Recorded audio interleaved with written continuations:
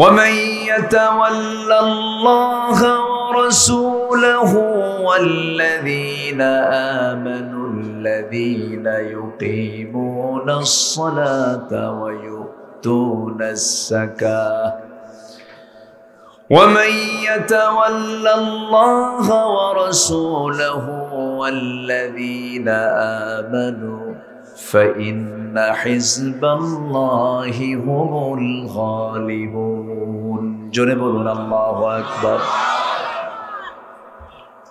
যাদের বন্ধু আল্লাহ তাআলা, যাদের বন্ধু তার রাসূল, যাদের বন্ধু একমাত্র ঈমানদারেরা, আল্লাহ বলেছেন এই সমস্ত বান্দাগুলো হলো আল্লাহর দল।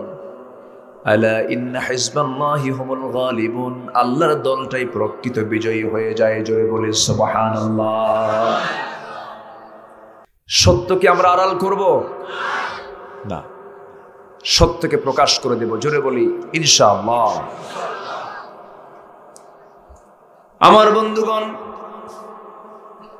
আল্লাহ রাব্বুল আলামিন বলেন তার চাইতে বড় জালিম কি হতে পারে যে হক আড়াল করে, সত্যকে আড়াল করে। ওয়ামান আযলামু মিম্মান কাতামা শাহাদা, তার চাইতে বড় জালিম কি হতে পারে যে সত্যকে আড়াল করে।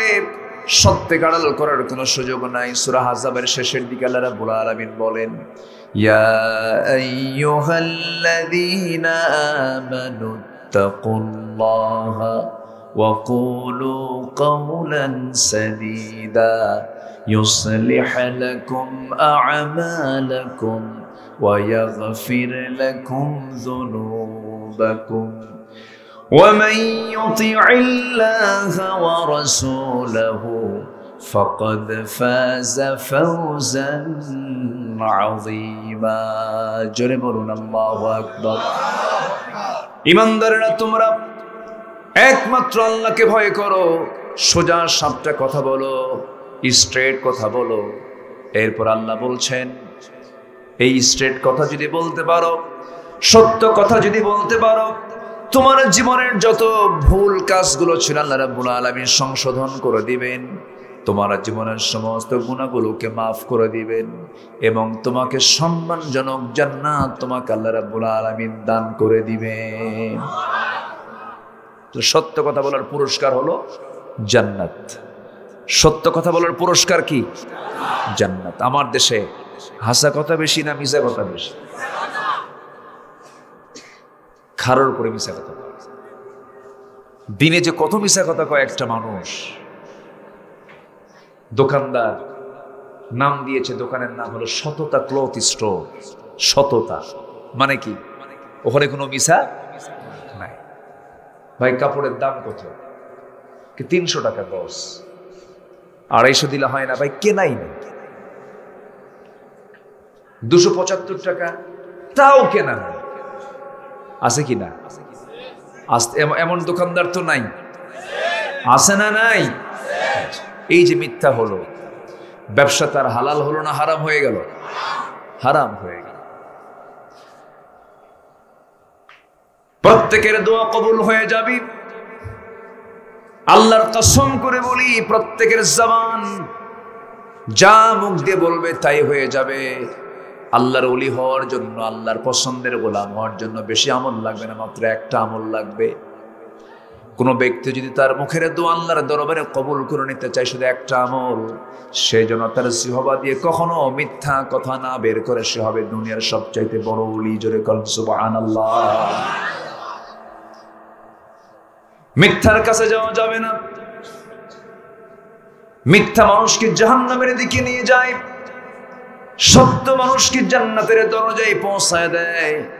মিথ্যার ধারে পাশে আমরা যাব না, সত্যের সঙ্গে থেকে যাব। আল্লাহ রাব্বুল আলামিন বান্দাকে আর জায়গায় সুন্দর করে বলছেন, কথা যদি বলতেই হয়, ওয়াকুলু লিন্নাসি হুসনা, মানুষের সঙ্গে সুন্দর ভাষায় কথা বলো, সুন্দর করে কথা বলো। আমার ভাইরা, অনেক কথা আছে, মূল আয়াতের দিকে আস্তে আস্তে করে চলে যাচ্ছি। আল্লাহ রাব্বুল আলামিন কোরআনে কারীমের বিভিন্ন জায়গায়, একাধিক জায়গায় কিছু কিছু ভয়ঙ্কর আমলের কথা তুলে ধরে বলছেন, এই সমস্ত বদ আমলগুলো থাকবে যার, আমি আল্লাহ তার প্রতি লানত নাজিল করব, অভিসম্পদ করব।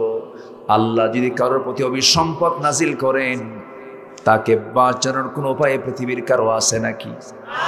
আসতে বলবেন না আছে নাকি? লানত আল্লাহ দিবেন ওই বান্দার প্রতি যে বান্দার মধ্যে মোটামুটি 10টা বদ অভ্যাস আছে, 10টা অপকর্ম আছে। 10 শ্রেণীর বান্দার উপরে, 10টা শ্রেণীর উপর আল্লাহ রাব্বুল আলামিন লানত নাজিল করেন, অভিসম্পদ নাজিল করেন। এর মধ্যে 1 নাম্বার হলো, ইতিমধ্যে আমি বলে ফেলেছি, সূরা বাকারার 159 নম্বর আয়াতে আল্লাহ রাব্বুল আলামিন বলেন, ইন্নাল্লাযীনা ইয়াকতুমুনা মা আনজালনা মিনাল বায়িনাতি ওয়াল হুদা মিন বা'দি মা বায়্যানাহু লিন-নাসি ফিল কিতাব উলাইকা ইয়ালআনুহুমুল্লাহু ওয়া ইয়ালআনুহুমুল লাঈনুন। জোরে বলুন আল্লাহু আকবার। সূরাতুল বাকারা আয়াত নম্বর 159 আল্লাহ রাব্বুল আলামিন বলেন, যে সমস্ত বান্দারা আমি যা নাজিল করেছি, এই সমস্ত নাজিলকৃত বায়্যানাত আয়াতগুলোকে যারা অস্বীকার করবে, অর্থাৎ গোপন যারা করবে, আল্লাহ রাব্বুল আলামিন বলছেন এই সমস্ত বান্দার উপরে আমি আল্লাহ আমার লানত। জোরে বলি নাউযুবিল্লাহ, আরো জোরে বলি নাউযুবিল্লাহ। আল্লাহর আয়াতকে গোপন করার মতো লোক আমার দেশে আছে না নাই? আসতে বলবেন না আছে না নাই? আছে। কোরআনে কারীমের শুরুটা হয়েছে বা দিয়া, শেষ হয়েছে সিন দিয়া। বা থেকে শুরু, সিন দিয়া শেষ, সূরা ফাতিহা দিয়ে শুরু, সূরা নাস দিয়ে শেষ। এই বিশাল কোরআনের ভিতর থেকে একটা হরফও যদি কেউ অস্বীকার করে, তার ঈমান আছে না গেছে? ঈমান চলে গেছে। কোন আয়াতকে আড়াল করার কোনো সুযোগ নাই। কিন্তু আমার বন্ধুগণ, প্রত্যেকটা আয়াতের জরুরত আমার জন্য আপনার জন্য আছে না নাই? কোন আয়াতকে আল্লাহ রাব্বুল আলামিন অপ্রাসঙ্গিক করে, অতিরিক্ত করে নাজিল করেন নাই। যেমন সূরা ফাতিহা যখন আমরা পড়ি, নামাজে এর প্রচলন আছে না নাই বলেন? আছে। নামাজের মধ্যে আমাদের সূরা ফাতিহা পড়তে হয়, নামাজটা আমরা পড়ি। এমন কিছু কিছু আয়াত আছে যে আয়াতগুলো হাজারবার পড়লে পরে এটাকে সমাজে কখনো বাস্তবায়ন করা যাবে না। সমাজে বাস্তবায়ন করতে হলে, সমাজে যদি বাস্তবায়ন করতে চান, তাহলে কোরআনটা জায়গা মতো পৌঁছায় দিলে পরেই কোরআনের সেটা সমাজে তা বাস্তবায়ন হয়ে যাবে। 1000 বছর মাহফিল করে, লক্ষ কোটি মাহফিল করি, কখনোই সমস্ত আয়াতকে সমাজে বাস্তবায়ন করতে পারবেন না। তার মধ্যে একটা আয়াত যেমন বলে ফেলি, যদি কোনো ব্যক্তি চুরি করে ধরা পড়ে যায়, যদি কোনো ডাকাতি করে ধরা পড়ে যায়, ইসলাম তার ব্যাপারে বলছে, আস-সারিকু ওয়াস-সারিকাতু ফাকতাউ আইদিয়াহুমা। কোন চোর এবং কোন চন্নী, কোন চোর অথবা মহিলা চোর চুরি করে ধরা পড়েছে, কোনো কথা নাই। অন্ন, বস্ত্র, শিক্ষা, বাসস্থান, চিকিৎসা সবকিছু থাকার পরও সে চুরি করে ধরা পড়লো, কোনো কথা নেই, তার কি কাটো? আস্তে কি কাটো? হাত কাটো। আড়ালে না প্রকাশ্যে? আড়ালে না প্রকাশ্যে? ঘরের ভিতর না রাস্তার মোড়ে? রাস্তার মোড়ে। হাতটা কেটে ফেলে দাও, কবজি পর্যন্ত কেটে ফেলে দাও। রাস্তায় চলতে নিয়ে, সব জায়গায় চলতে নিয়ে সবাই দেখে ফেলবে এ হলো চোর, এই জন্য ওর হাত কাটা গেছে। ইসলামে বিধানটা আজ থেকে 1500 বছর আগে জারি করে দিয়েছে, আমার নবী যে সমাজে বাস্তবায়ন করেছিলেন। কিন্তু বলুন তো, এই চুরির বিধান কি আমার দেশে আছে নাকি? আসতে বলবেন না আছে নাকি? আমার দেশে এত শক্ত বিধান যে একটা গরিব মানুষ যদি চুরি করে ধরা পড়ে তাকে পিটায়া মেরে ফেলে, এটাও ইসলামে জায়েজ নাই। কিন্তু কলমের খোঁচা দিয়া শিক্ষিত নামের কলঙ্ক, বিসিএস ক্যাডার হয়েছে, সর্বোচ্চ ডিগ্রি নিয়েছে, এমন কিছু অসৎ কর্মকর্তা নৈতিক শিক্ষা তারা পায় নাই, বাপরে দেখে না, বুড়া বয়সে বাপকে বৃদ্ধাশ্রমে পাঠায় দেয়। আসতে বলবেন না, আছে না নাই? আমি চ্যালেঞ্জ করে বললাম, আমি চ্যালেঞ্জ দিচ্ছি সবার সামনে, গোটা দুনিয়া আপনি খুঁজে বের করুন, কোন আলেমের বাবা অথবা কোন হাফেজের বাবা বৃদ্ধাশ্রমে আছে, মা তার বৃদ্ধাশ্রমে আছে, আপনি খুঁজে পাবেন না। এই জন্য খুঁজে পাবেন না যে সন্তানটা আলেম হয়েছে, যে সন্তানটা হাফেজ কোরআন হয়েছে, অন্তত তার এতটুকুন সেন্স তার মধ্যে ডেভেলপ হয়ে গেছে যে বাপ মাকে কখনো বাইরে রাখা যাবে না, বাপ মাকে বৃদ্ধাশ্রমে রাখা যাবে না, বাপ মার খেদমত করাটা ফরজ। এই শিক্ষা পেয়েছে কোরআন থেকে। আমার বন্ধুগণ, আজকের সমাজে শিক্ষার হার বেড়েছে, কিন্তু বাপ মার প্রতি সেবার হার কমে গেছে, সেবার হার বাড়ে নাই। এই জন্য আপনি আপনার দুনিয়ার জীবনেও যদি প্রশান্তি পেতে চান, শেষ বয়সে যদি আপনার সন্তানদের চোখের সামনে দেখতে চান, প্রশান্তি পেতে চান, আখিরাতেও যদি শান্তি পেতে চান, ওই সন্তানকে সকল শিক্ষা দেওয়ার আগে সন্তানের হাতে তুলে দিতে হবে কোন কিতাব? বলুন। আসতে বলবেন না, কোন কিতাব তুলে দিতে হবে? কোরআনকে তুলে দিতে হবে। আমার বন্ধুগণ, আমার ভাইরা, তাহলে এরকম করে চুরির বিধান আমরা শুনলাম, জেনার বিধান। যদি কোনো বিবাহিত কোনো পুরুষ যদি জেনার কাছে লিপ্ত হয়ে যায়, ইসলাম তার ব্যাপারে বলেছে কোনো কথা নাই, প্রকাশ্যে দিবালোকে রাস্তার মোড়ে সকলকে সাক্ষী রেখে তাকে দুনিয়া থেকে বিদায় করে দাও, কতল করে দাও। এই বিধানটা কার? আসতে বলবেন না, কার? হাজার বছর তেলাওয়াত করে কেটে সমাজে চালু হবে নাকি? হাজার বছর ওয়াজ করে কেটে সমাজে চালু হবে নাকি? চালু করার জন্য এই আইনগুলোকে পাঠায় দিতে হবে পার্লামেন্টে, আইন পাস হবে, আয়াত চালু হয়ে যাবে। তাহলে কোরআনকে চালু করার জন্য শুধু মাহফিল দরকার না সংসদে যাওয়া দরকার? পার্লামেন্টে আইন যাওয়া দরকার আছে না নাই? যখনই আমরা এই কথা বলতে গেছি তখন আমাদেরকে বলেছে ধর্মের ব্যবসায়ী, ধর্মের নামে রাজনীতি চলবে না। দেখেন কি বুলিগুলো, দেখেন রাশেদ খান মেনন, হাসানুল হক ইনু রাহিমাহুল্লাহ, নাকি মরাই তো।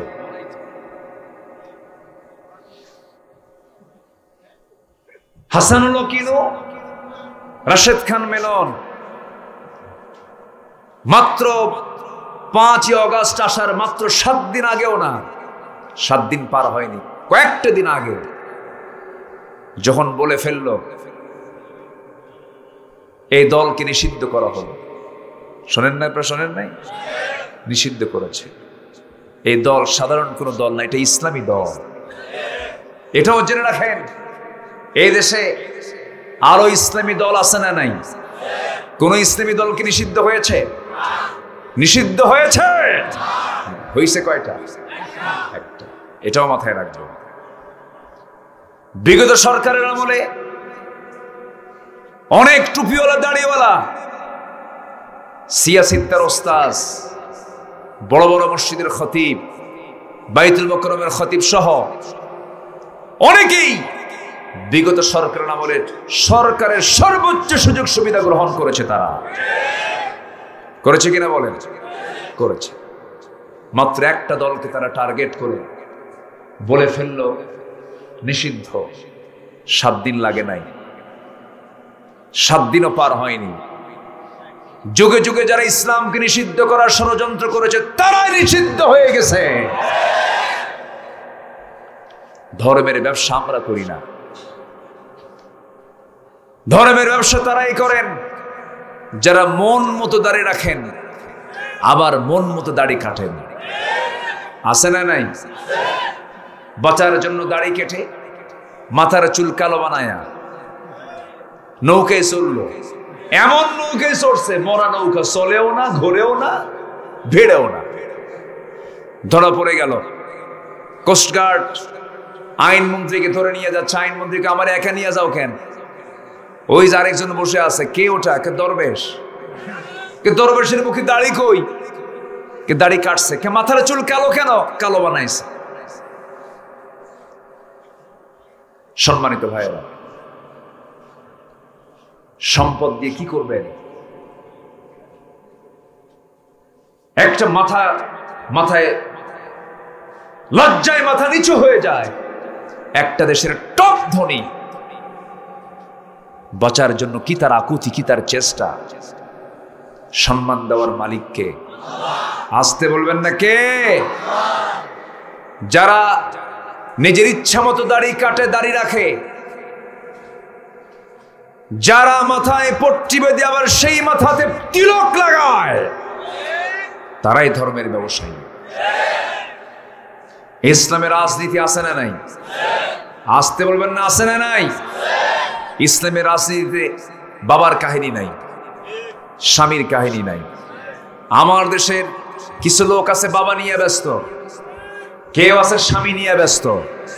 কারো বাবার দেশ, কারো স্বামীর দেশ, মাঝখান দিয়ে আমরা শেষ। সব কিছু বাদ দিয়ে সবাইকে ধরতে হবে আল্লাহর দেওয়া ইসলাম। ইসলামকে বিজয়ী করার দায়িত্ব আল্লাহর, আর কাজ করার দায়িত্ব আমাদের। কাজ করতে রাজি আছেন কারা কারা? হাত উঁচু করে দেখা।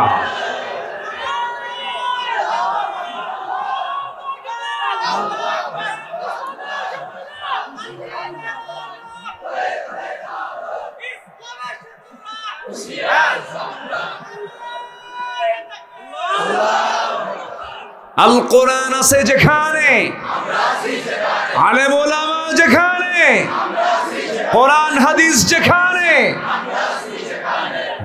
আল্লাহ কবুল করুন। জোরে বলি আমিন, আরো জোরে আমিন। কষ্ট পাচ্ছেন? আলোচনা চালাই। কোরআন 10 শ্রেণীকে, কোরআনে 10 শ্রেণীর উপরে আল্লাহ লানত, আল্লাহ তাআলা আল্লাহর কালামে তিনি স্পষ্ট করে দিয়েছেন। 10 শ্রেণীর উপরে আমার লানত, আমার অভিসম্পাত বর্ষিত হবে। নাম্বার 1, আল্লাহর আয়াতকে যারা গোপন করেছে। আল্লাহর আয়াতকে গোপন করার কোনো সুযোগ নাই। যা বলা হয়েছে এখানে আড়াল করার কোনো সুযোগ নাই। নাম্বার 2 হলো জমিনে যারা বিপর্যয় সৃষ্টি করবে এবং আত্মীয়তার বন্ধনকে যারা নষ্ট করে ফেলবে, জমিনে বিপর্যয় যারা সৃষ্টি করবে, মহান রব্বুল আলামিন বলেন, ফাহাল আসাইতুম ইন তাওয়াল্লাইতুম আন তুফসিদু ফিল আরদি ওয়া তুকাত্তিউ আরহামাকুম। জোরে বলুন আল্লাহু আকবার। আল্লাহ রাব্বুল আলামিন বলেন, যারাই জমিনে বিপর্যয় সৃষ্টি করবে এবং যারা আত্মীয়তার সম্পর্ক যারা নষ্ট করবে, আল্লাহ রাব্বুল আলামিন বলছেন, এরপরে বলছেন, উলাইকাল্লাযীনা লা'আনাহুমুল্লাহু ফাআসাম্মাহুম ওয়া আ'মা আবসারহুম। এই সমস্ত ব্যক্তির উপর আমার লানত, আমার অভিসম্পদ বর্ষিত হবে। জমিনে বিপর্যয় সৃষ্টিকারী লোক আমার দেশে আছে না নাই? আসতে বলবেন না আছে না নাই? আছে। কোনো দোষ নাই, কোনো অপরাধ নাই, কোনো কারণ ছিল না। দীর্ঘ 52 বছর ধরে কোরআনের যিনি খেদমত করলেন, টেকনাফ থেকে তেতুলিয়া, রূপসা থেকে পাথরিয়া, কোটি কোটি মানুষ তার আলোচনাগুলো শুনে শুনে নিজের জীবনকে চেঞ্জ করে ফেলেছে। অবাধ্য সন্তান বাপ মার অনুগত হয়ে গেছে, বেনামাজি নামাজি হয়ে গেছে। সেই লোকটাকে কোনো কারণ ছাড়া জেলখানায় পুড়ে পুড়ে 13 বছর রেখে দিয়েছিল। শুধু তাই নয়, এই মহান ব্যক্তিকে দুনিয়া থেকে বিদায়ের জন্য শেষ নাটকটাও করতে তারা চুল পরিমাণ কোনো কৃপণতা দেখায় নাই। আমার বন্ধুগণ, শেষ পর্যন্ত কি হলো? সেই মহান ব্যক্তিকে জেলখানা থেকে পরিকল্পিতভাবে বের করে চিকিৎসার নামে হসপিটালে ভর্তি করায়া পরিকল্পিতভাবে বিষ প্রয়োগ করে ইনজেকশন পুশ করে তাকে দুনিয়া থেকে বিদায় করা হয়েছে। কোনো সন্দেহ আছে? হার্টের রোগী হাসে? হার্টের রোগী কখনো হাসে? হাসে না। উনি হাসি দিলেন, হাসি দিয়ে জানান দিচ্ছেন, আমি চলে যাচ্ছি, তোমাদের আনন্দের দিন আসতেছে। 1 বছরও লাগে নাই। আল্লাহু আকবার বলেন। সম্মানিত ভাইয়েরা,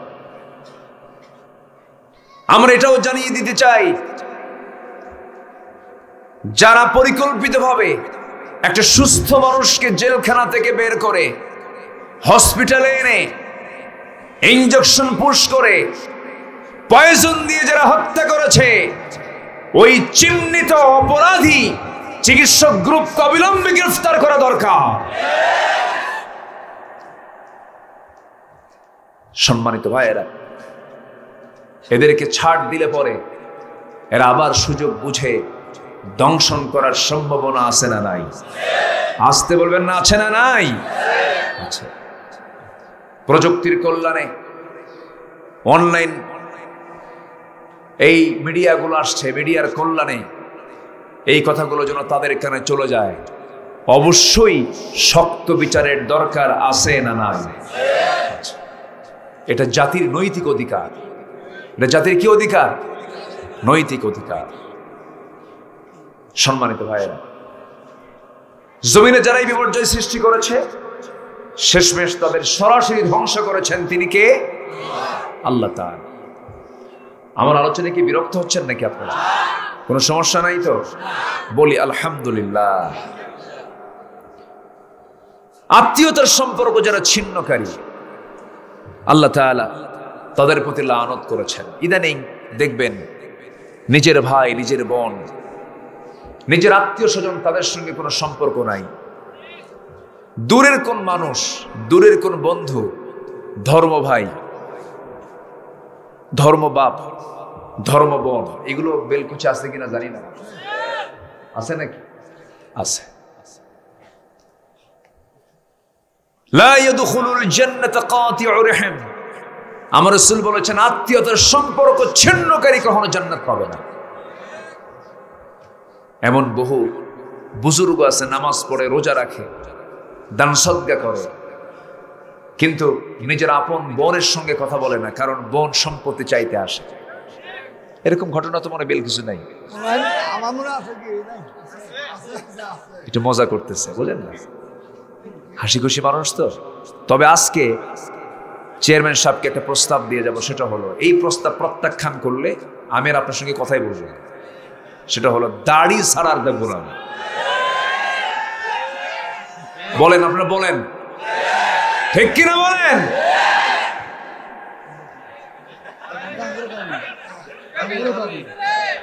কি সবার দাবি কিনা বলেন? পালাবেন কোথায় আপনি? কোনো কথা নাই।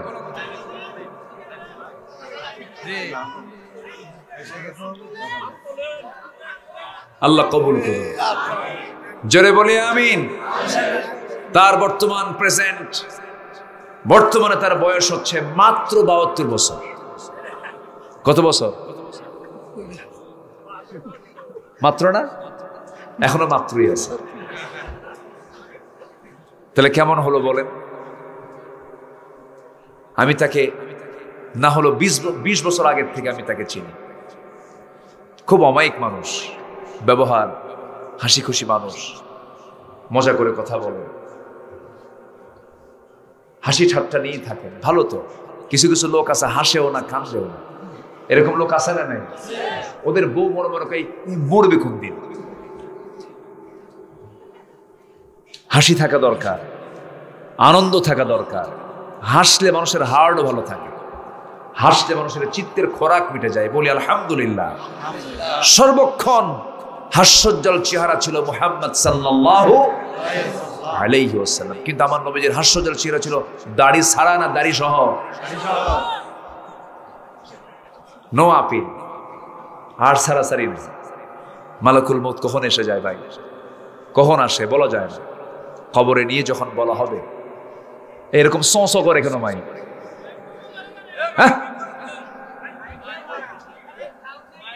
যখন বলা হবে মার রব্বুক ওয়া মা দীনুক, তোমার রবকে, তোমার দিন কি? ওয়া মান হাদার রাজুল, এই লোকটা কে? এই লোকটা মানে কি? দাড়ি ছাড়া না দাড়িওয়ালা? মুহাম্মদ সাল্লাল্লাহু। তখন ওই বান্দা বলবে, আহারে, আমি তো রাসূলুল্লাহর এই সুন্নতকে লালন করেছি, রাসূল দাড়িওয়ালা, আমিও দাড়িওয়ালা, মিলে গেছে কিনা বলেন? মিলে গেছে। হ্যাঁ, ওহো,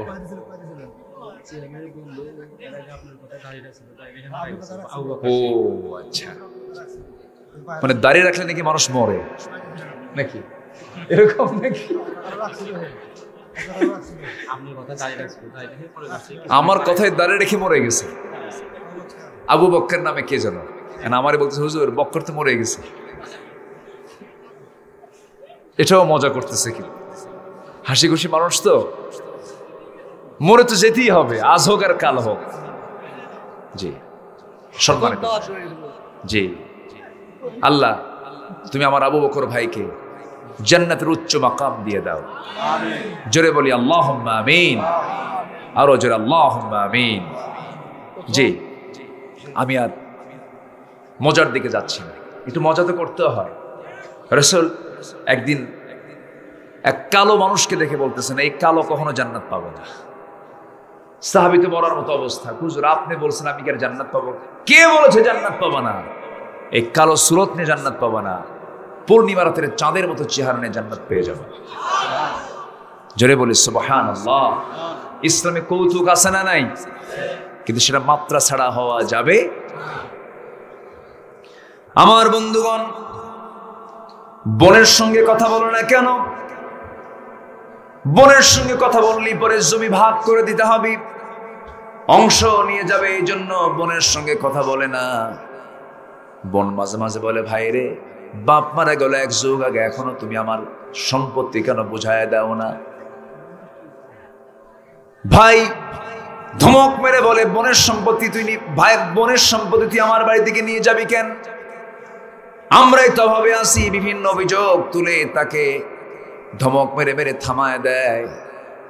যখন সে ছাড়তে না পারে, শেষ পর্যন্ত বোনকে সুন্দর করে দাওয়াত দিয়া, ভালো মন্দ খাওয়ায় দিয়া, পাশে বসায় দিয়া বোনের মাথায় হাত দিয়ে বলে, বোন তুমি আমার বড় বোন, সম্পত্তি পাও, তবে একটা কথা বলি, অংশ নিলে কিন্তু ধ্বংস হয়। দেখছেন কি ওয়াজ দিল, অংশ নিলে ধ্বংস হয়। কত বড় বাজে কথা। কিন্তু আল্লাহ রাব্বুল আলামিন বলছেন, না না, যেদিন বাপ মরে গেছে সেই দিন সন্তান ছেলে যেমন সম্পত্তির মালিক হয়ে গেছে, মেয়েটাও তেমনই সম্পত্তির মালিক হয়ে গেছে। ছেলে পাবে 10 বিঘা, মেয়ে পাবে 5 বিঘা। ছেলে পাবে হলো 50 লক্ষ টাকা, মেয়ে পাবে 25 লক্ষ টাকা। ছেলে পাবে বাড়িতে রেখে গেছি 10টা প্লেট রেখে গেছে, ছেলে পাবে হলো 5টা, মেয়ে পাবে হলো 2.5টা। 2.5টা 2টা প্লেট নিয়ে নেবে, 2.5টার যে দাম সেই দামটা সে নিয়ে নেবে।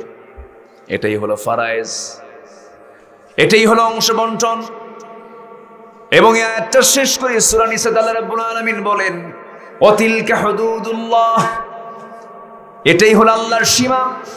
এই সীমাকে যারা লঙ্ঘন করবে, ওই ওলট পালট করবে, ইউদখিলহু নারান খালিদান, আল্লাহ রাব্বুল আলামিন তাকে স্থায়ী জাহান্নাম দিয়ে দিবেন। জোরে বলি নাউযুবিল্লাহ। বোনের সঙ্গে সম্পর্ক নষ্ট করার কারণ হলো বোনকে সম্পদ বুঝায় দিতে হবে, এই জন্য বোনের সঙ্গে সম্পর্ক রাখে না। ভাইয়ের সঙ্গে সম্পর্ক নাই। বেলকুচির বাজারে একটা দোকান আছে, সেই দোকানটার ভালো পজিশনটা এক ভাই জোর করে আগেই দলিল করে নিছে বাবার কাছ থেকে। এরকম তো নাই মনে হয় বেলকুচি, আছে না নাই? আচ্ছা, এই সমস্ত অপকর্মের সঙ্গে যারা জড়িত, আল্লাহ বলছেন এই সমস্ত বান্দার উপরে কাল্লানত, কাল্লানত।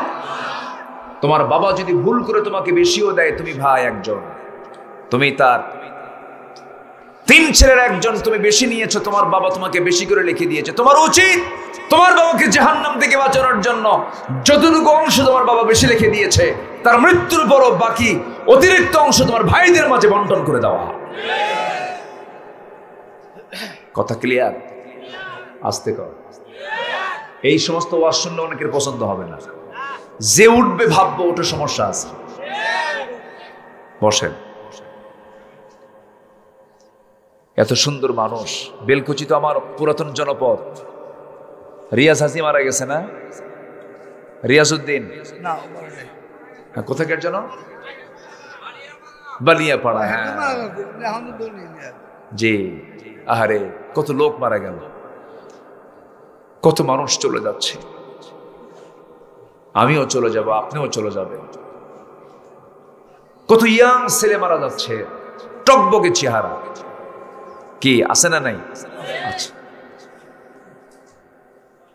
এই দুনিয়ার মায়া মোহ, এই দুনিয়ার মায়া মোহব্বত তো আছে, এটা আল্লাহ দিয়েছেন। কিন্তু যত মায়া মোহব্বত আছে, সকল মায়া মোহব্বতের উপরে যে মায়াটাকে, যে মোহব্বতকে প্রাধান্য দিতে হবে, সেটা হলো কার মোহব্বত? কার ভালোবাসা? আল্লাহর ভালোবাসা। আল্লাহ আমাকে বেশি ভালোবাসেন না আমি আল্লাহকে বেশি ভালোবাসি? বলেন, ভালো করে চিন্তা করে রাখো।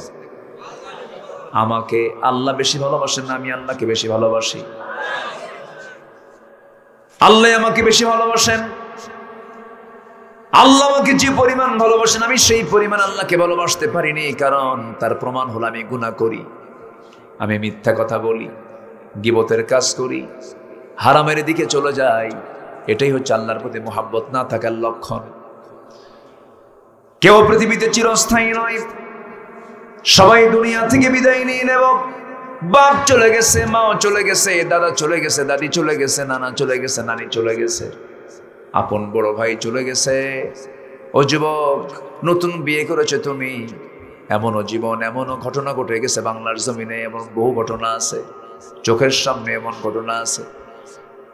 তুমি বিয়ে করে নিয়েছো, হঠাৎ রোড অ্যাক্সিডেন্টে তোমার মৃত্যু হয়ে গেল। মৃত্যু হয়ে যাওয়ার পর তোমার স্ত্রী কানে সংবাদ চলে গেছে, তোমার স্বামী, তোমার ইন্তেকাল হয়ে গেছে, তার স্বামীর ইন্তেকাল হয়ে গেছে। বউটা পাগলের মতো হয়ে গেল, সেন্সলেস হয়ে গেল, কান্নাকাটিতে ছটফট করলো। সন্তান 1 বছর বয়স, এতিম হয়ে গেল। তুমি দুনিয়া থেকে বিদায় নিলে, বউটা বলল, জীবনে আর আমার স্বামী গ্রহণ করার ইচ্ছা আমার নাই। সন্তানটা আমার একমাত্র সম্বল। সন্তানকে নিয়ে বারবার কান্নাকাটি করে। কিন্তু এরকম করে 7টা দিন যখন চলে গেল, সেন্স ফেরত চলে আসলো। সেই বউটাকে তার বাপ মা নিয়ে চলে গেল তার নিজের বাড়িতে। 3 মাস, 4 মাস, 5 মাস, 6 মাস হয়ে গেল। ওই বাপ মা তোমার সেই বউটাকে অন্যত্র বিয়ে দিল। বিয়ে দেওয়ার পর অন্য স্বামীকে গ্রহণ করার পরের দিন সকালবেলা ওই বউটাই তার বাপকে ডাক দিয়ে, ফোন দিয়ে বলবে, আব্বা তোমাদের সিদ্ধান্তই ভালো ছিল, কারণ আগের স্বামীর চাইতে এই স্বামীটা আরো ভালো। এটাই হলো দুনিয়ার নিয়ম, এটাই হলো দুনিয়ার সিস্টেম। তুমি চলে যাবে, আরেকজন স্থান দখল করে ফেলবে। তোমার সম্পদ, আজকে তুমি মারা যাবে, তোমার সন্তানরা এগুলো নিয়ে মারামারি করবে, দখলদারিত্ব নিয়ে তারা ব্যস্ত হয়ে পড়বে। কিন্তু দিন শেষে দেখা গেল, বউ আমার আপন নয়, সন্তান আমার আপন নয়, এই পৃথিবীর কোনো মানুষ আমার আপন নয়। একমাত্র, কেবলমাত্র, শুধুমাত্র যদি আপন থাকেন, তিনি আমার কে? আসতে বলবেন না, তিনি আমার কে? আল্লাহ তাআলা সকল চাহিদা পূরণ করার যোগ্যতা কার? আসতে বলবেন না, কার? আল্লাহ তাআলা। এই জন্য সে আল্লাহর লানত নেওয়া যাবে না। আল্লাহ বলছেন, আমার আয়াতকে গোপন করবি, লানত করব। জমিনে ফাসাদ সৃষ্টি করবি, লানত বর্ষণ করব। আত্মীয়তার বন্ধন ছিন্ন করবি, লানত বর্ষণ করব। নাম্বার 3 হলো, আল্লাহ তাআলা বলছেন, ওই সমস্ত বান্দার উপরে আমার লানত যারা সীমা লঙ্ঘন করবে। কি লঙ্ঘন করবে বলেন? সীমা লঙ্ঘন করবে। আল্লাহ রাব্বুল আলামিন একটা আয়াতে সুন্দর করে বলছেন, বনি ইসরাঈলের ব্যাপারে বলছেন, সূরা মায়েদার 78 নম্বর আয়াত, লুইনাল্লাযীনা কাফারু মিন বনি ইসরাঈল আলা লিসানি দাউদ ওয়া ঈসা ইবনে মারইয়াম যালিকা বিমা আসাউ ওয়া কানু ইয়াতাদুন। জোরে বলুন আল্লাহু আকবার। যারা এই দুনিয়াতে সীমা লঙ্ঘন করেছে, আল্লাহর লানত তাদের উপরে পড়ে গেছে। বনি ইসরাঈলের উপরে আল্লাহর লানত পড়েছে। কত লানত আল্লাহ পাক তাদের উপরে দিয়েছেন, কেন? সীমা লঙ্ঘন তারা করেছে। আমার বন্ধুগণ, নাম্বার 4 হলো আল্লাহ রাব্বুল আলামিন বলেছেন, ওই সমস্ত বান্দার উপর আমার লানত যারা বিনা কারণে মুমিনদেরকে যারা হত্যা করবে, বিনা কারণে যারা মানুষকে হত্যা করবে। এমন লোক বুঝি বাংলার জমিনে নাই? আসতে বলবেন না, আছে না নাই? আমি কি দোয়া করে দেব? ওই যে মাঝখান থেকে একজন উঠলো,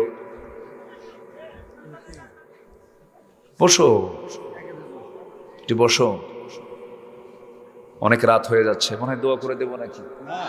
হ্যাঁ, আলোচনা চালাই। তাহলে আমাকে এরকম করে বলতে হয় কেন? এই এই বসো। এখন তো কোনো শব্দ বলা যায় না, মুরব্বী বলা যায় না, সোনামণিও খাওয়া যায়।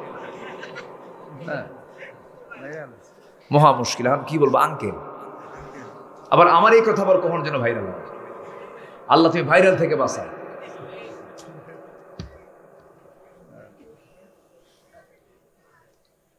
সেদিন মোশতাক ভাইয়ের সঙ্গে দেখা ঢাকা একটা প্রোগ্রামে, বললাম ভাই কি যে একটা ভাইরাল করলেন আপনি। ভাই আমি তো এটা মনেই ছিল না আমার।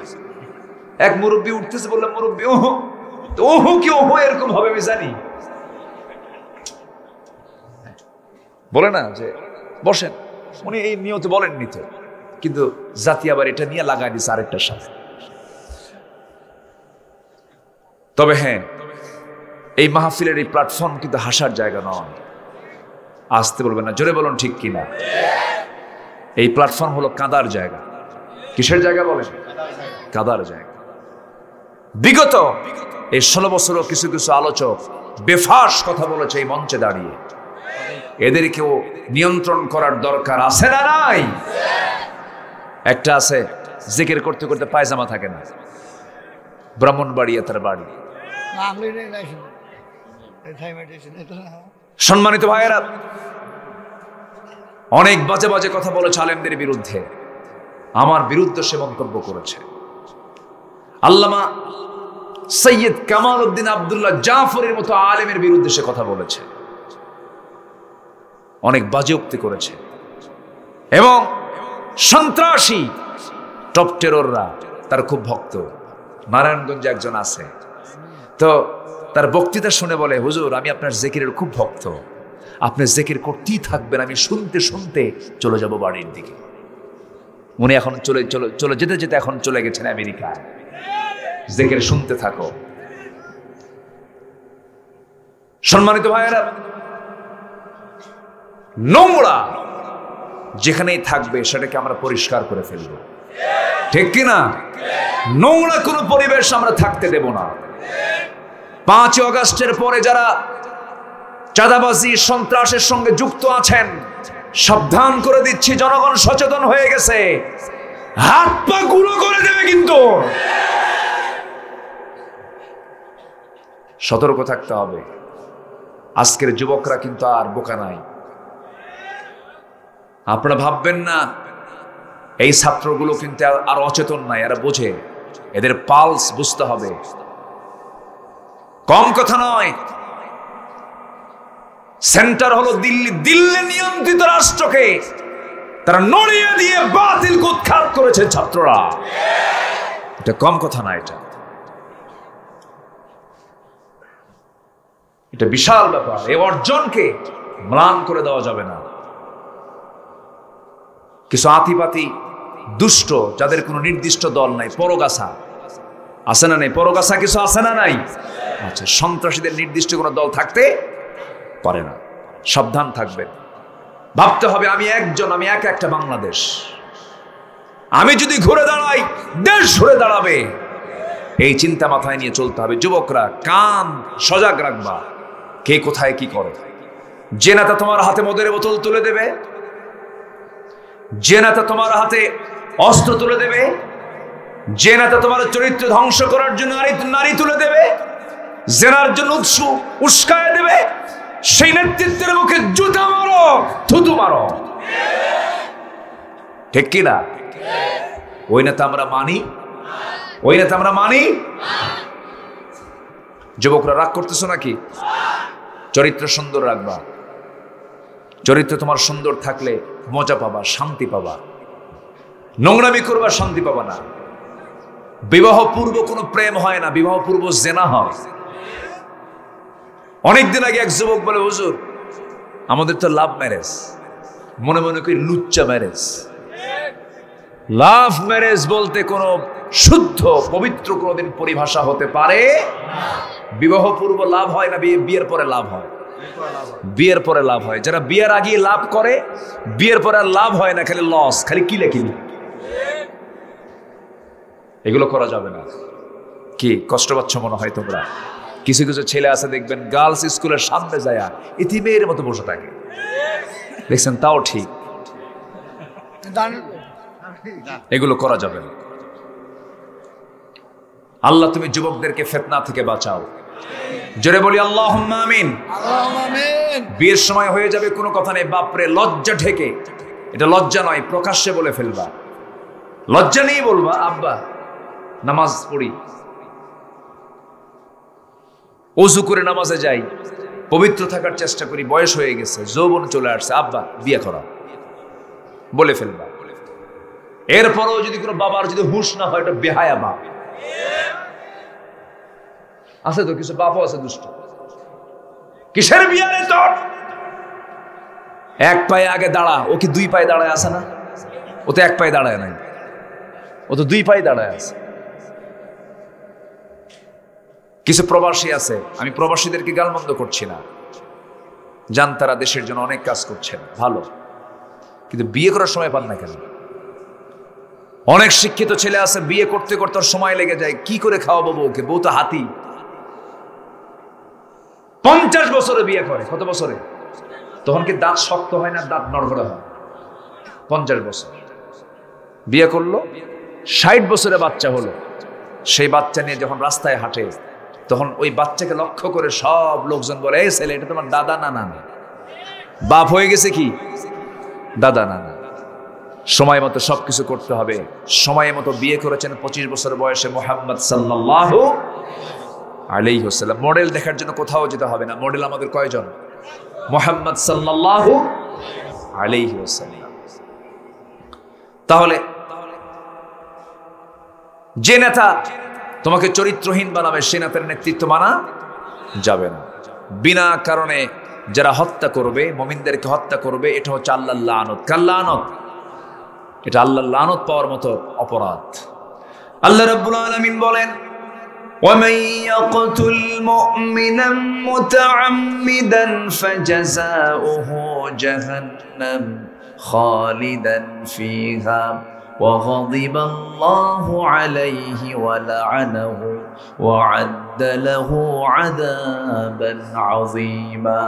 জোরে বলুন আল্লাহু আকবার। আল্লাহু আকবার। ইচ্ছা করে যারা কোনো মানুষকে হত্যা করবে, আল্লাহ লানত তাদের উপরে পড়বে। আল্লাহ তাআলা এই আয়াতে বলেছেন, যে ব্যক্তি কোনো বান্দাকে ইচ্ছা করে হত্যা করবে, ফাকাতালান নাসা জামিআ, সে যেন গোটা পৃথিবীর মানুষকে হত্যা করলো এক মানুষকে মারার জন্য। এক মানুষ মারা মানে গোটা পৃথিবীর মানুষকে মেরে ফেলা। এটা কার কথা? আসতে বলবেন না, কার কথা? আল্লাহর কথা। 5 আগস্ট পর্যন্ত যত মানুষ, যত ছাত্রদেরকে মেরেছে, লাশকে গুম করার জন্য পুরা ভ্যান সহ আগুনে পোড়ায় দিয়েছে। এই যে জুলুমগুলো চলেছে, অত্যাচারগুলো চলেছে, তাজা রক্ত, মাত্র কয়েক মাস হয়েছে, জীবনগুলো তারা দিয়ে দিয়েছে। হাসি মুখে তারা জীবনকে উৎসর্গ করে দিয়েছে। তাদের একটাই লক্ষ্য ছিল, জাতি জুলুম থেকে মুক্তি পেয়ে যাক। তারা বলেছিল 2021 সাল 2021 ভিশন, আবার এখান থেকে ঠেলে নিয়ে গেছে 2041 সাল। আল্লাহকে থাম 41 দেখায় দিচ্ছি। ফেরাউন পৃথিবীতে বেঁচে ছিল হলো 1600 বছর। কত বছর? আরে এরা ছিল 16 বছর। সংখ্যা যে মিলল কেমনে বুঝলাম না, সংখ্যা মিলে গেছে। ওটা ছিল বিগ ফেরাউন, এটা হলো মিনি ফেরাউন। আয়না ঘর বানিয়েছিল। আমি নিজে আয়না ঘরে গিয়েছিলাম। আয়না ঘরের কয়েদি ব্যারিস্টার আরমানের সঙ্গে দেখা করেছি। এদেশের সেনাবাহিনীর ইতিহাসে সর্বোচ্চ নম্বর পাওয়া একজন ভদ্র অফিসার, ব্রিগেডিয়ার জেনারেল আব্দুল্লাহিল আমান আজমি, তার সঙ্গে কথা বলেছি। দীর্ঘ 8টা বছর তারা বলেছেন সূর্যের চেহারা কেমন আমরা দেখতে পাইনি। কত বছর? 8 বছর। এই জন্য দেশ স্বাধীন হয়েছিল নাকি? এই জন্য দেশ স্বাধীন হয়েছিল। কত প্রাণ তো হিসাবই নাই, কোনো প্রাণের কোনো খোঁজই নাই, কিছু মানুষের কোনো খোঁজই নাই। কেন এরকম হবে? আদর্শের ভিন্নতা থাকতে পারে, তোমার চিন্তা আমার চিন্তার পরিবর্তন থাকতে পারে। এর মানে কি হত্যা করা? এর মানে কি গুম করা? এর মানে কি তাকে খুন করে দুনিয়া থেকে নিশ্চিহ্ন করে দেওয়া? এটা মানবতার কাজ নয়, এটা শয়তানকে হার মানিয়ে দিয়েছে। সম্মানিত ভাইরা, এরকম আচরণ যারা করবে গজব পড়বে কার? গজব পড়বে কার? এটা আমার কথা না, আল্লাহর কথা, আল্লাহর কথা। নাম্বার 6, 10 শ্রেণীর উপরে আল্লাহ লানত। কয় শ্রেণীর উপরে? আমি 5টা বলে ফেলেছি, আরো আছে কয়টা? 5টা। কষ্ট হচ্ছে কি আপনাদের? জি। এই লানত প্রাপ্ত বান্দাগুলো যারা, এই বদগুণ থেকে, এই দুশ্চরিত্র থেকে আল্লাহ যদি আমাদেরকে দূরে রাখেন, আমরা আল্লাহর রহমত প্রাপ্ত বান্দা হয়ে যাব। জোরে বলি ইনশাআল্লাহ। আত্মীয়তার বন্ধন ছিন্ন করব, আস্তে আস্তে ছিন্ন করব, কারো প্রতি জুলুম করব, সীমা লঙ্ঘন করব। নাম্বার 6 হলো মুনাফিক এবং কাফিরদের উপর আল্লাহর লানত। আল্লাহ রাব্বুল আলামিন বলেন, وعد الله المنافقين والمنافقات والكفار نار جهنم خالدين فيها هي حسبهم ولعنهم الله ولهم عذاب مقيم। জোরে বলুন আল্লাহু আকবার। আল্লাহ তাআলা নিজে ওয়াদা করেছেন। আল্লাহ ওয়াদা করলে কি সেই ওয়াদা ভঙ্গ হবে? আল্লাহ নিজে ওয়াদা করছেন, যারা মুনাফিক, যারা কাফির, এই সমস্ত বান্দাদের জন্য আমি আল্লাহ স্থায়ী জাহান্নাম বরাদ্দ করেছি। কখনো তারা সেই জাহান্নাম থেকে বের হতে পারবে না। সেই মুনাফিক বুঝি আমার দেশে নাই? আছে? বিলকুচিতে নাই। মুনাফিক কাকে বলে? মুনাফিকের পরিচয় কি? একটু পরিভাষা যদি আমরা শুনতে চাই, একটা হাদিসকে সামনে রেখে যদি বলি, মুনাফিককে চিনতে বেশি আমল লাগে না। যদি কারো মধ্যে যদি 4টা বদ আমল চলে আসে, সে হলো মুনাফিক। কয়টা বদ আমল বলেন? যখন সে কথা বলতে নেই, ইদা হাদাসা কাযাবা, যখন সে কথা বলে মিথ্যা বলে। ওয়াইদা ওয়াদা আখলাফা, যখন সে ওয়াদা করে ওয়াদা ভঙ্গ করে ফেলে। ওয়াইদা তুমিনা খান, যখন আমানত রাখায় আমানতটা খেয়ানত করে। আর যখন কারোর সঙ্গে তর্ক বিতর্ক করে, খুব জঘন্য ভাষায় গালিগালাজ করে। যাদের মুখে গালিগালাজ থাকে, যাদের আমানতের খেয়ানত থাকে, যারা ওয়াদা ভঙ্গ করে, যারা কথায় কথায় মিথ্যা কথা বলে, এগুলো হচ্ছে মুনাফিকের লক্ষণ। এখন চিন্তা করে দেখুন, দূরে যাওয়া লাগবে না, নিজের জীবন কিনা যদি একটু চিন্তা করি, যেমন করে সাহাবায়ে কেরাম চিন্তা করেছেন। হানজালা নামে একজন সাহাবী হঠাৎ করে বাড়ির ভিতর দিকে চিৎকার মেরে মেরে, দূর মেরে মেরে, চোখের পানি ফেলে ফেলে, কেন্দে কেন্দে ঘর থেকে বের হয়ে বলছেন, নাফাকা হানজালা, নাফাকা হানজালা। সঙ্গে সঙ্গে সাইয়েদনা আবু বকর বলছেন, আরে হানজালা, কি হয়েছে তোমার? তুমি কান্দো কেন? তিনি বলছেন, হানজালা মুনাফিক হয়ে গেছে, হানজালা মুনাফিক হয়ে গেছে। কেন? কি জন্য বলছে? তুমি তো ভালো মানুষ। হানজালা বলছেন, নবীর সামনে যখন থাকি, সেই সময় দুনিয়ার কথা মনে থাকে না। নবীর সামনে থেকে যখন আমার পরিবারের কাছে আসে, অন্য কোনো কাজে যাই, তখন দুনিয়ার কথা মনে হয়ে যায়, আমি মনে হয় মুনাফিক হয়ে গেছি। সাইয়েদনা আবু বকর বলছেন, ওরে হানজালা, তোমার চিন্তায় তো আমার চিন্তা মিল হয়ে গেল, আমি বুঝি মুনাফিক হয়ে গেছি। এত বড় বড় সাহাবী এই দুইজন দূর মেরে নবীর কাছে চলে গেলেন, বললেন, ইয়া রাসূলুল্লাহ, মনে হয় মুনাফিক হয়ে গেছে। আমরা রাসূল বলছেন, না রে না, মুনাফিক হও নাই। তবে এই যে তোমরা চিন্তা লালন করছো, এটা হলো সবচেয়ে তাকওয়ার পরিচয় বহন করে। ওই সমস্ত দামি সাহাবীদের যদি এমনটা মনে হয়, এই মুনাফিকের আলামত থেকে আমাদের বাঁচার দরকার আছে না নাই? আসতে বলবেন না, আছে না নাই? আমার বন্ধুগণ, আমার ভাইরা, মুনাফিকের আলামত থেকে বাঁচার চেষ্টা করতে হবে। সাইয়েদনা ওমর ফারুক রাদিয়াল্লাহু তাআলা আনহু, ইসলামের 2 নম্বর খলিফা, ডুকরে ডুকরে কাঁদতেন, চোখের পানি ফেলে ফেলে কাঁদতেন। একদিন সোজা চলে গেছেন এক সাহাবীর কাছে, যে সাহাবীর কাছে নবীজির একটা তালিকা ছিল। নবীজি তার কাছে মুনাফিকের তালিকা রেখে দিয়ে বলেছেন, হুযায়ফা, এই তালিকা তোমার কাছে থাকলো, এরাই হলো মুনাফিক। সেই তালিকা আর কারো কাছে ছিল না। সাইয়েদনা ওমর ফারুক মাঝে মাঝে সেই সাহাবীর কাছে এসে বলতেন, ও আমার ভাই, দেখো তো তোমার কাছে নবীর দেওয়া যে মুনাফিকের তালিকা আছে, সেই তালিকার মধ্যে ওমরের নামটা কয় নাম্বার আছে দেখো তো, আমার নামটা আছে নাকি? চিন্তা করে দেখেন, দুনিয়াতে বেহেশতের সংবাদ পাইছেন এমন সাহাবীরাও যদি এমন আশঙ্কা করেন, টেনশন সবার মধ্যে আছে না নাই? আল্লাহ তুমি মুনাফিকের সমস্ত বদগুণ থেকে আমাদেরকে হেফাজত করো। জোরে বলি আল্লাহুম্মা আমিন। কারণ মুনাফিক যদি আল্লাহর দরবারে মুনাফিক চিহ্নিত হয়ে যায়, ওই বান্দা কখনো জান্নাতের গন্ধ পাবে না। কারণ মুনাফিকদের আল্লাহ পাক খুব ঘৃণা করেছেন। তিনি বলেছেন, ইন্নাল মুনাফিকিনা ফিদ দারকিল আসফালি মিনান নার ওয়া লা তাজিদ লাহুম নাসীরা। জোরে বলুন আল্লাহু আকবার। মুনাফিকরা জাহান্নামের সবার নিচে অবস্থান করবে, তাদের জন্য কোনো সাহায্যকারী থাকবে না। আমার বন্ধুগণ, আমার নবীর পেছনে নামাজ পড়তো মুনাফিক ছিল। কি করব, অনেক রাত হয়ে গেছে, ভার। হ্যাঁ, শেষ করব, শেষ করে দেব। একটু বসেন না। হ্যাঁ, আচ্ছা, ইনশাআল্লাহ ইনশাআল্লাহ। জি, কিন্তু এই যে একটু নড়াচড়া করে যায়, কি সমস্যা? মন্ড নষ্ট। জি, এই দুই একজন করে উঠলে, এই দেখেন দাঁড়িয়ে যে ওঠা শুরু করছে। বসে একটু জিকির করি, লা ইলাহা, আরো জোরে, লা ইলাহা, লা ইলাহা ইল্লাল্লাহ, লা ইলাহা ইল্লাল্লাহ, সুবহানাল্লাহ।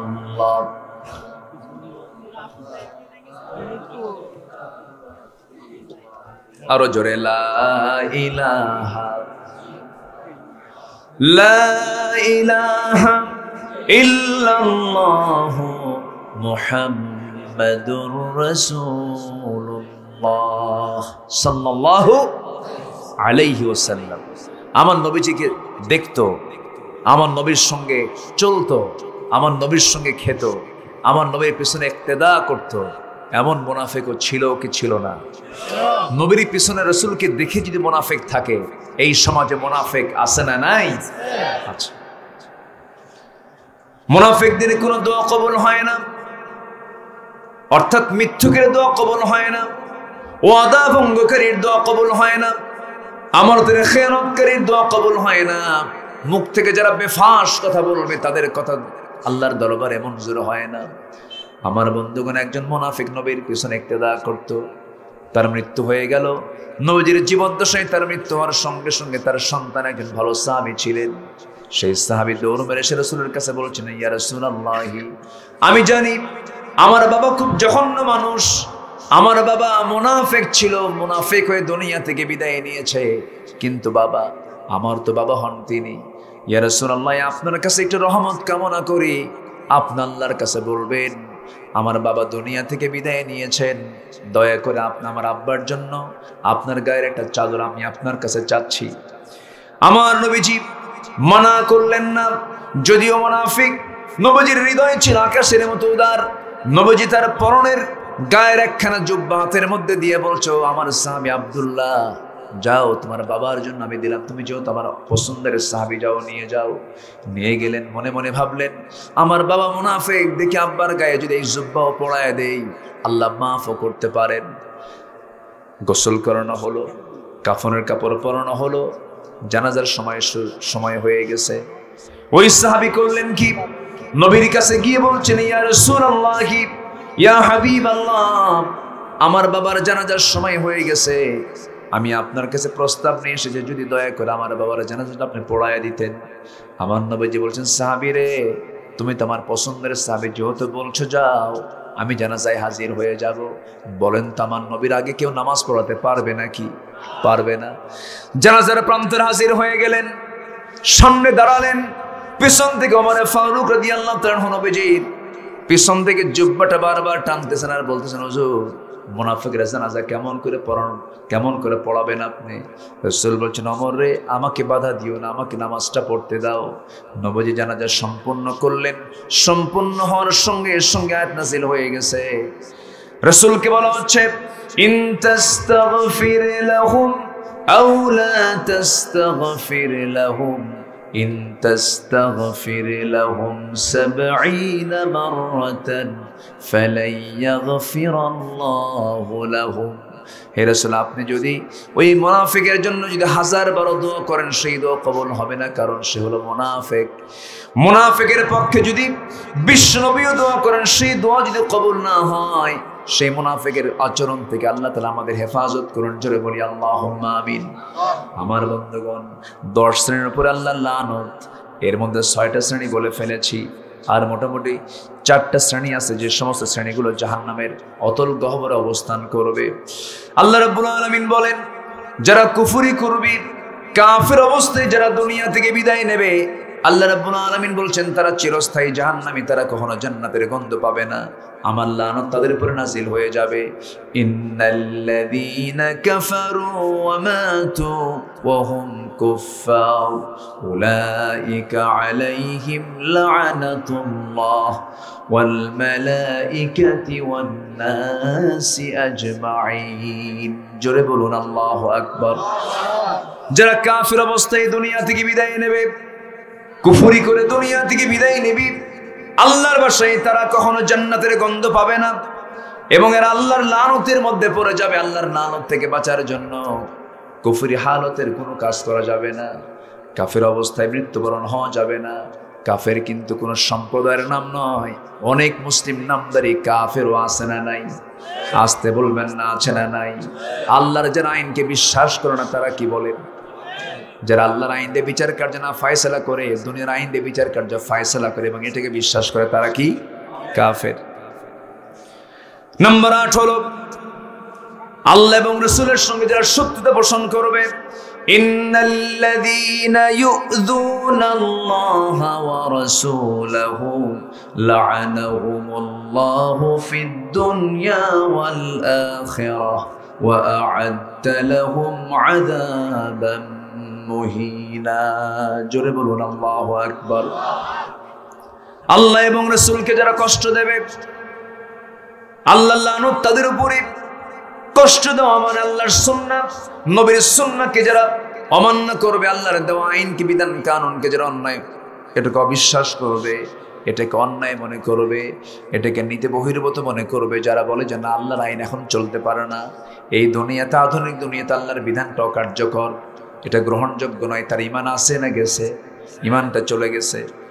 নাম্বার 9 হলো ওই সমস্ত বান্দার উপরে আল্লাহর লানত যারা অঙ্গীকারকে ভঙ্গ করবে, আল্লাহর আয়াতের সঙ্গে যারা অবমাননা করবে। ফাবিমা নাকদিহিম মিসাকাহুম লা'আন্নাহুম। আল্লাহ রাব্বুল আলামিন বলছেন, যারা অঙ্গীকার ভঙ্গ করবে তাদের উপরে আমার লানত। লানত থেকে বাঁচার জন্য অঙ্গীকার ভঙ্গ করা যাবে না। নাম্বার 10 হলো ওই সমস্ত বান্দার উপরে আল্লাহর লানত। আল্লাহর সম্পর্কে যারা মিথ্যা রচনা করবে তাদের উপর আল্লাহর লানত। আল্লাহ রাব্বুল আলামিন বলছেন, ওয়ামান আযলামু মিম্মান ইফতারা আলাল্লাহি কাযিবান উলাইকা ইউ'রাদুনা আলা রাব্বিহিম ويقول الأشهاد هؤلاء الذين كذبوا على ربهم ألا لعنة الله على الظالمين। জোরে বলুন আল্লাহু আকবার। আল্লাহর সম্পর্কে যারা মিথ্যা রচনা করবে তাদের জন্য আল্লাহ রাব্বুল আলামিন বলেছেন আমার লানত তাদের উপরে বর্ষণ হবে। এই সমস্ত অপরাধ থেকে আল্লাহ পাক আমাদেরকে বাঁচার তৌফিক দান করুন। সবাইকে নামাজ পড়ি নাকি? সবার নামাজ আছে তো নাকি? নামাজ কয় ওয়াক্ত? আসতে বলবেন, নামাজ কয় ওয়াক্ত? আজকে এশার নামাজ সবার হয়েছে নাকি? আওয়াজ কম হয়ে গেছে। সবাইকে ফজর পড়বেন নাকি? আওয়াজ কিন্তু তাও কম মনে হচ্ছে। সবাইকে এশার নামাজ পড়বেন? ফজর নামাজ পড়বেন? পড়তে রাজি আছেন? সবাই পড়তে রাজি আছেন? 5 ওয়াক্ত নামাজ পড়তে রাজি আছেন কারা কারা? একটু হাত তুলে দেখা। জোরে বলি ইয়া আল্লাহ, আমাদেরকে 5 ওয়াক্ত সালাত আদায় করার তৌফিক তুমি আল্লাহ দিয়া দাও। জোরে বলি আমিন, আরো জোরে আমিন, আরো জোরে আমিন। সাথে 7টা কাজ করবো। কয়টা কাজ? 7টা কাজ। এই 7টা কাজ শিখে আমরা এখান থেকে বিদায় নেব। জোরে বলি ইনশাআল্লাহ। এতক্ষণ শুনলাম আমরা আল্লাহর লানত পরে কয় শ্রেণীর উপরে? 10 শ্রেণী। এখন জান্নাত পাবে বান্দা 7টা কাজ করলে। কয়টা কাজ করলে? 7টা কাজ করলে। শুনবেন এই বছর না সামনে বছর? আজকে, এখনই? জোরে বলি ইনশাআল্লাহ। অনেক ভালো মানুষ আপনারা। এতক্ষণ শুনলাম আমরা আল্লাহর লানত প্রাপ্ত বান্দা কারা। এখন এক কথাই শুনে যাব, কোন 7টি কাজ করলে পরে বান্দা জান্নাতের ওয়ারিস হয়ে যাবে, জান্নাতের অধিকার হয়ে যাবে, তার হাতে জান্নাত চলে আসবে। আল্লাহ রাব্বুল আলামিন সুন্দর করে বলছেন, ও বান্দা 7টা কাজ করো। قد أفلح المؤمنون الذين هم في صلاتهم خاشعون والذين هم عن اللغو معرضون والذين هم للزكاة فاعلون والذين هم لفروجهم حافظون إلا على أزواجهم أو ما ملكت أيمانهم فإنهم غير ملومين। নাম্বার 1 হলো ওই সমস্ত মুমিনরা সফল কাম যারা নামাজটা অত্যন্ত খুশুর সঙ্গে যারা আদায় করবে। যারা কি করবে? যারা জিহ্বাকে প্রশান্তির মধ্যে রাখবে, বিশ্রামে রাখবে, জিহ্বা দিয়ে বাজে কোনো কথা বলবে না, যারা জিহ্বা দিয়ে কোনো প্রকার খেয়ানতমূলক কোনো কথা বলবে না। নাম্বার 3 ওয়ানিল লাগবি মুআরিদুন আল্লাযীনা হুম লিযাকাতি ফাঈলুন, যারা যাকাত ঠিকমতো আদায় করবে। নাম্বার 4 হলো যারা লজ্জাস্থানের হেফাজত করবে। আল্লাহ রাব্বুল আলামিন 4টা কাজের কথা বলি। নাম্বার 5 বলছেন ওয়াল্লাযীনা হুম লিআমানাতিহিম ওয়া আহদিহিম রাউন। জোরে বলুন আল্লাহু আকবার। নাম্বার 5 যারা আমানতের খেয়ানত করবে না, আমানত রক্ষা করবে। আমানত যেমন একটা গুরুত্বপূর্ণ বিষয়। টুপি কোথায় আছে বলেন? মাথায়। টুপি মাথায় না রেখে যদি হাঁটুতে রাখেন, ঠিক থাকলো নাকি? ঠিক থাকলো না। যে জিনিস যে জায়গায় রাখা দরকার সেই জায়গায় না রেখে যদি আপনি নড়াচড়া করেন, তখন এটা খেয়ানত হয়ে গেছে। আমার বন্ধুগণ, আমানতটা কেমন? ধরুন স্বামী স্ত্রীর কাছে আমানত, স্ত্রী স্বামীর কাছে আমানত। স্ত্রী স্বামীর কাছে আমানত কেমন করে? স্ত্রীর সকল সৌন্দর্য দেখার জন্য একমাত্র হক কার? বলেন কার? কিন্তু মেয়েরা সাজে স্বামীর সামনে না মার্কেটে যেতে। ও এলাকা তো আছে এগুলো, বাজার কম। বোরকা পরেন, সমস্যা নাই, বোরকা পরবেন। আপনার সৌন্দর্যের যে দিকগুলো এটা আড়াল করবেন। এখন বোরকা পরে বোরকাটারও সাইজ দেন। বোরকা পরে বোরকার গায়ে আবার আয়না লাগানো, মানে আয়না মানে আসল। এটা কেমন হইল? বোরকা হবে টাইট না ঢিলা? মিক্স কালার না এক কালার? সাদা না কালো? এরকম জাতীয় বোরকা পরতে হবে।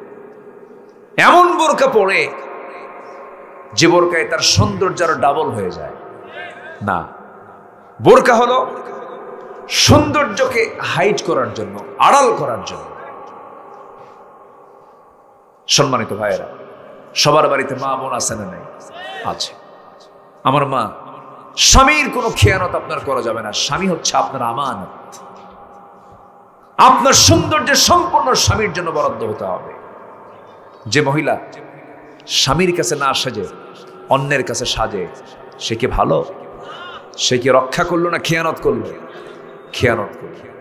আবার কিছু পুরুষও আছে, সুন্দরী যদি বউ হয়, সে বউটাকে বড় পুরুষকে দেখাতে খুব মজা পায়। এরকম পুরুষ বেলকুচি আছে কিনা জানি না। সুন্দরী যদি বউ হয়, সেই বউটাকে সুন্দর করে সাজগোজ কইরা একদম এনায়েতপুরের কি বাজার যেন আছে, বেইরিবাগ, একদম খাজা ইউনুস কি মেডিকেল কলেজ থেকে শুরু করে।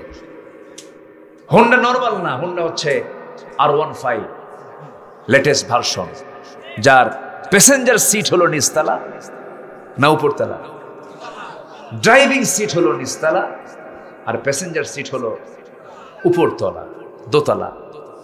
প্যাসেঞ্জার সিটে বউকে বসায় দেয়, ড্রাইভিং সিটে স্বামী বসে, স্বামী থাকে নিচতলা, বউকে দোতলায় উঠায় দেয় যেন জাতির দেখতে যেন অসুবিধা না হয়। বাস উঠায় দিল। Belkuchi to Sayedabad, Sayedabad to road to Sirajganj, আবার কড্ডার মধ্যে ভিতর দিয়ে ঢুকে মুকুন্দগাতির মোড়ে আসলো। সন্ধ্যা হয়ে গেল। এমন হুন্ডা যার দোতলায় হলো তার বউ বসে থাকে, আবার যেদিক দিয়ে ধোঁয়া বের হয় তার নাম কি, ওটা রাখে না, কারণ ওটা রাখলে পরে আওয়াজ কম হয়, ওটা আউট করলে এমন সাউন্ড হয় দেখতে বাধ্য, জাতি দেখতে বাধ্য। জাতিকে দেখায়া সন্ধ্যার আগ দিয়ে যমুনার তীরে গিয়ে বউটাকে সুন্দর করে সাজগোজ কইরা, লাল লিপস্টিক, লাল বোরকা, লাল লিপস্টিক, লাল শাড়ি, চুলটা ছেড়ে দিয়া অর্ধলগ্ন দেহ ডিসপ্লে করে 16 Pro কি ম্যাক্স, হ্যাঁ এই তো আইফোন ম্যাক্স, কি নাম আল্লাহ জানে, ছবি একখান তুলে বইয়ের ছবিটাকে ফেসবুকে পোস্ট করে ক্যাপশন লিখলো, আর্টিকেল লিখলো, আসুন আমার বউটাকে সবাই জামাতের সাথে দেখি। জোরে কোন নাউজুবিল্লাহ। বউ কি জাতীয় সম্পদ? আসতে বলে বউ কি জাতীয় সম্পদ? প্রাইভেট, হ্যাঁ এটাকে প্রাইভেটলি রাখবে। সম্মানিত ভাইয়েরা, যদি এমন কেউ করে, এটা আমানতের কি হয়ে গেল? খেয়ানত হয়ে গেল। আবার কিছু কিছু যুবক আছে নিজের বইয়ের দিকে তার কোনো নজরই নেই, খেলে পরের বইয়ের দিকে নজর। এরকম আছে কিনা বলো? নোংরামি, দুষ্টামি, এগুলো করা জায়েজ না, এগুলো খেয়ানত, স্পষ্ট হারাম। এবং এটার শাস্তি হলো সবচেয়ে ভয়ঙ্কর শাস্তি। জেনাকারের শাস্তি হলো তাকে পাথর মেরে শেষ করে দাও। কার বিধান? আল্লাহর বিধান। আমার বন্ধুগণ, নামাজ দিয়ে শুরু, নামাজ দিয়ে শেষ। নাম্বার 1, নামাজটাকে যারা কন্টিনিউ করবে, যত্নবান হবে, এরপরে জিহ্বাকে কন্ট্রোল যারা করবে, আল্লাহ রাব্বুল আলামিন নাম্বার 3 বলছেন যারা যাকাতটা দেবে। নাম্বার 4 হলো লজ্জাস্থানকে যারা হেফাজত করবে। নাম্বার 5 যারা আমানতের খেয়ানত না করবে এবং যারা ওয়াদা ঠিক রাখবে। আমার বন্ধুগণ, 71 থেকে শুরু করে নিয়ে আজকে 2024 সাল 5 অগাস্টের আগ পর্যন্ত যত সরকার ক্ষমতায় ছিল সব তো ওয়াদার দিক দিয়ে রক্ষাকারী ছিল। রক্ষাকারী ছিল? ওয়াদা রক্ষা করেছে না ভঙ্গ করেছে? তাহলে এখন একটু চিন্তা করা দরকার, যারা ওয়াদা ভঙ্গ করবে তাদের হাতে দেশ নিরাপদ না বিপদ? নিরাপদ না বিপদ? বিপদ। আমার বন্ধুগণ, নাম্বার 7 হলো যারা নামাজের ব্যাপারে যারা যত্নশীল হবে। প্রথমে বলা হলো নামাজ যারা খুশুর সঙ্গে যারা আদায় করবে, সর্বশেষ হলো যারা নামাজের ব্যাপারে যত্নশীল হবে। এই 7টা কাজ করলে পরে মহান রব্বুল আলামিন বলছেন, উলাইকা হুমুল ওয়ারিসুন আল্লাযীনা ইয়ারিসুনাল ফিরদাউসা হুম ফিহা খালিদুন। জোরে বলুন আল্লাহু আকবার। এই আচরণগুলো যারা করবে, এই 7টা গুণ যাদের মধ্যে থাকবে, এরা হবে জান্নাতুল ফিরদাউসের ওয়ারিস। আল্লাহ তাআলা প্রত্যেককে 7টা গুণে গুণান্বিত হওয়ার তৌফিক দান করুন। জোরে বলি আল্লাহুম্মা আমিন, আরো জোরে আল্লাহুম্মা আমিন। আমার বন্ধুগণ, দুনিয়া ছেড়ে সবাই চলে যাব। নামাজবিহীন চলে গেলে পরে, নামাজ ছাড়া চলে গেলে বিপদ না নিরাপদ? বিপদ হয়ে যাবে। এই পৃথিবীর সেরা মানুষ জনাবে মুহাম্মদ রাসূলুল্লাহ সাল্লাল্লাহু আলাইহি সাল্লাম সারা জীবন তার এক ওয়াক্ত নামাজ কাজা হয়েছে এমন কোনো কেউ হাদিস দেখাতে পারবেন না। নবীজির ইন্তেকাল যখন হবে, মুমূর্ষ অবস্থা যখন মারা যাবেন, একবার হুঁশ একবারে বেহুশ। নবীজির ইন্তেকালের সময় আমার নবীজিকে জীবদ্দশায় বিষ প্রয়োগ করা হয়েছিল খাবারের মধ্যে। মৃত্যুর পূর্বে সেই সময় বিষক্রিয়া দেখা দিয়েছিল। নবীজির প্রচন্ড মাথা ব্যথা, নবীজি একবার হুঁশ একবারে বেহুশ। কিন্তু আজান যখন শুনেছেন খুব যত্নশীল হয়ে নামাজের জন্য দাঁড়ায় গেছেন, কিন্তু একদিন নামাজ পড়তে পারলেন না। সাইয়েদনা বেলাল আজান দিয়েছেন, সেই সময় আম্মা জান আয়েশার ঘরে তিনি তার কোলে মাথা রেখে ঘুমাচ্ছিলেন, আরাম ফরমাচ্ছিলেন, কষ্ট পাচ্ছিলেন। এমন সময় যখন বেলাল আজান দিয়ে ফেলল, নবীজি শক্তি সঞ্চয় করে বসে পড়লেন। বসা থেকে যখন তিনি উঠতে নিয়েছেন, মাথা চক্কর মেরে পড়ে গেলেন। রাসূল বলছেন, আয়েশা রে, মনে হয় বুঝি নামাজ আর জামাতে পড়তে পারবো না, তোমার আব্বাকে ডাক দাও, তোমার আব্বাকে ডাক দিয়ে বলো আমার মুসল্লায় যেন দাঁড়ায় আমার দায়িত্বটা পালন করে। মানে আমি দুনিয়া থেকে বিদায় হলে পরে আমার যেন মুসল্লায় নামাজ পড়াবে সেই হবে পরবর্তী খলিফা। যেরকম সুবহানাল্লাহ। রাসূল খলিফা রাষ্ট্রপতি নিযুক্ত করেছেন নামাজে না বাইরে? বলেন কোথায় কোথায় কোথায়? নামাজে। কিন্তু আজকে জাতীয় মসজিদে যারা নামাজ পড়াবেন তারা তো নামাজ না পড়েন। বাইতুল মুকাররমের খতিব কি বেতনভুক্ত কিনা বলেন? বেতনভুক্ত খতিব তো বাইতুল মুকাররমের হওয়ার কথা নয়। আমরা দেখতে চাই বাংলার জমিনে যিনি বঙ্গভবনের বাসিন্দা হবেন সেই লোকটাই বাইতুল মুকাররমের খতিব হবেন। আসতে কোন কেন? আসতে কোন কেন? যেদিন বাংলার জমিনে 55,000 বর্গ মাইল এই সোনার বাংলায় যেদিন দেখতে পাবো প্রত্যেকটি জেলার সেন্ট্রাল মসজিদের খতিব হবে এসপি অথবা ডিসি, যেদিন দেখতে পাবো বাইতুল মুকাররমের খতিব হবে দেশের একজন রাষ্ট্রপ্রধান, সেই দিন আশা করা যেতে পারে দেশটা হবে শান্তিময়, দেশটা হবে শান্তিময়। ঠিক কিনা? আমার নবীজি বলছেন, আয়েশা তোমার আব্বাকে আমার মুসল্লায় দাঁড়াতে বলো। যে সংবাদ জানালেন, আমার নবীর মুসল্লায় যখন ইমাম চেঞ্জ হয়ে সাইয়েদনা আবু বকর সিদ্দিক রাদিয়াল্লাহু আনহু যখন নামাজে দাঁড়ায় গেছেন, সাহাবীদের মধ্যে কান্না রোল পড়ে গেছে, চোখের পানি ফেলে ফেলে কান্দেন। নামাজ শুরু হয়ে গেছে, নামাজের মধ্যে যখন সাহাবীদের কান্না যখন শুরু হয়ে গেছে, রাসূল বলছেন, আয়েশা রে, আমাকে একটু নিয়ে যাও তো, জানালার কাছে নিয়ে যাও, আমি আমার সাহাবীদের নামাজের দৃশ্যটা দেখব। যখন নিয়ে যাওয়া হলো, জানালা দিয়ে নামাজের দৃশ্যগুলো দেখতেছেন, আর আমার নবীর কোনা বেয়ে বেয়ে, চোখের কোনা বেয়ে বেয়ে টপ করে পানি পড়ছে। গালের সেই পানিগুলো, নবীজির চোখের পানিগুলো আস্তে করে আলতো করে আম্মা জান আয়েশা মুছে মুছে দেন, আর বলেন, ইয়া রাসূলুল্লাহ, আপনি কাঁদেন কেন? আপনার সাহাবীরা তো কোনো কিছু করছে না, তারা নামাজ পড়তেছে, আপনার তো আনন্দের বিষয় এটা। রাসূল বলছেন, আয়েশা রে, আমি তো বুঝি এটা আমার আনন্দের বিষয়, কিন্তু তুমি কি জানো এই নামাজ কায়েমের জন্য আমাকে কাফেররা কত জঘন্য আচরণ করেছে। তায়েফের ময়দানে আমাকে রক্তাক্ত করে জমিনে ফেলে দিয়েছে, সেন্সলেস করে ফেলেছে, আমার শরীরটা ক্ষতবিক্ষত করে দিয়েছে। এই নামাজ কায়েমের জন্য আমার চাচা আমিন হামজার কলিজা চিরে, বুক চিরে কলিজা বের করে ফেলা হয়েছে, নাক কাটা হয়েছে, কান কাটা হয়েছে, মাথা কাটা হয়েছে। ওরে আমার আয়েশার এই নামাজ কায়েমের জন্য আব্দুল্লাহ বিন জাহশের তারা চোখ তুলে নিয়েছে, নাক কেটে নিয়েছে, হাত পা কেটে নিয়েছে।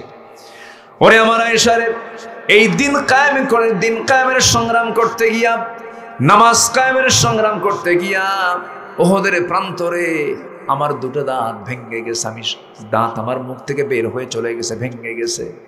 এবং নামাজ কায়েমের সংগ্রাম করতে গিয়ে আমার কোমর হারাতে হয়েছে। খন্দকের পরীক্ষা খনন করার সময় দেখো না আয়েশা, আমি কোমর সোজা করে দাঁড়াতে পারি না। ওরে আমার আয়েশা, যেদিন কায়েমের জন্য, নামাজ কায়েমের জন্য আমার দাঁত চলে গেল, আমার কোমর চলে গেল, আমার চাচা আব্বাসের কলিজা ছিঁড়ে ফেলে দিয়েছে তারা, সেই নামাজ আজকে রাষ্ট্রের পর্যায়ে কায়েম হয়েছে, এর চাইতে বড় আনন্দের দিন আর কি হতে পারে? এই জন্য আমি কান্দি। এরপরে বলছেন, আয়েশা আমি বুঝি মারা যাব। বুখারীর বর্ণনা, তিনি বলছেন, ওরে আয়েশা, আমার কলিজার টুকরা সর্বকনিষ্ঠ মেয়ে ফাতিমাকে ডাক দাও তো। ফাতিমাকে ডাক দেওয়া হলো। রাসূল বলছেন, মা রে, কান্দিস না, কান্নার দিন শেষ, আমি মরে যাব, তুই আমার 6 মাস পরে মারা যাবি। সন্তানকে সান্ত্বনা দিয়া পাঠাইয়া দিলেন। নবীজি দুনিয়া থেকে বিদায় নেবেন।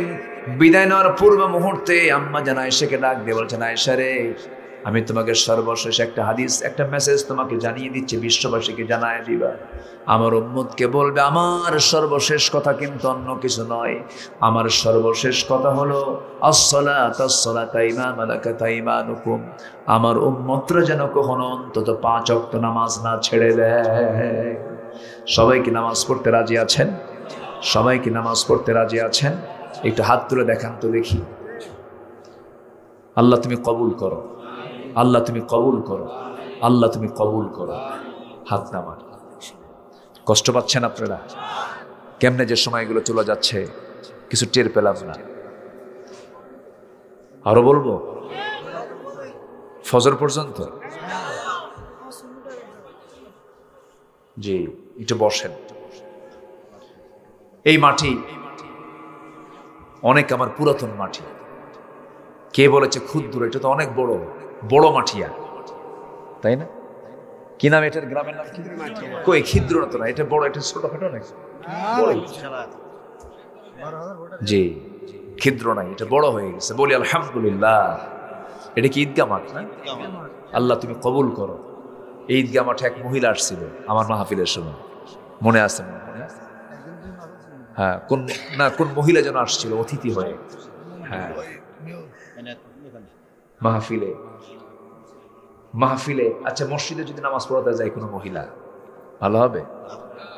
মেয়েদের নামাজের জায়গা মেয়েদের জন্য একসাথে না পৃথক? বলেন একসাথে না পৃথক? পৃথক। কি করে নাই তারা? অনেক কিছু করেছে, এটা উচিত নয়। তাফসীর মাহফিলে মঞ্চে বোরকা ছাড়া, দ্বীন পরিবেশ ছাড়া কখনো কি মানান হতে পারে? এটা মানানসই নয়, এটা বেমানান। আমরা তাফসীর মাহফিলকে কলুষ মুক্ত রাখতে চাই, জোরে বলি ইনশাআল্লাহ। এটাও বলে দিতে চাই প্রযুক্তির কল্যাণে, মাহফিলের পোস্টারে দেখা যায় অনেক সময় যিনি মাহফিলের আলোচক তার নামটাই চোখে পড়ে না, নেতার নাম দিয়া সরাসরি। সেদিন দেখে এক মাহফিলের পোস্টারে নাম দেওয়া আছে প্রায় মোটামুটি ১৫০০ মানুষের নাম। কত হাজার? যা পড়তে ফজর হবে। কি হবে? ফজর হবে। কেন? মাহফিলে পোস্টার থাকবে বড় জন, যে কয়েকজন কথা বলবেন এই মাইকে কোরআন এবং হাদিসের, এছাড়া আর কোন নামের প্রয়োজন।